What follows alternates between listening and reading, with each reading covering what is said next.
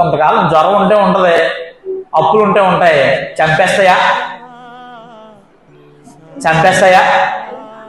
దానికి అల్లిపోయి చచ్చిపోయి నువ్వు పిరిపోడువా, ధైర్యవంతుడువా? ఆలోచన చేయాలా. మనిషి అన్ని పరిస్థితులకి ఒదిగిపోయి ఉండాలా. మన మైండ్ సెట్ మారాలి. ఒక దాని మీద నువ్వు స్టిక్ ఆన్ అయిపోయావంటే ఈ రోజే చచ్చిపోతావు. ఎందుకంటే నువ్వు అనుకున్నది ఈరోజు జరగదు.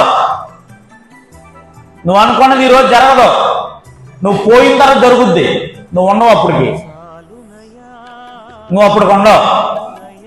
కాబట్టి దయచేసి ఎప్పుడు కోపపడ్డావు, ఎప్పుడు మన మీద ఇంకెప్పుడు కోపమే ఉండదు. కోపం పోయేటట్టుగా చేసుకునే అవకాశం మనకు ఉంది. ఖచ్చితంగా దేవుడు కనికరం కలవాడు, జాలి గలవాడు.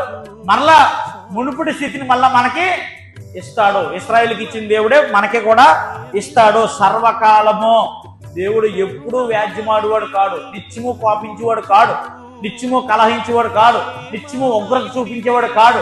నిత్యము ఈ పరిస్థితులు, దుర్భరమైన పరిస్థితులు ఇలాగే ఉంటాయనేటువంటి భావన వెంటనే విడిచిపెడదాం. అది మనం గ్రహించాలి. అక్కడ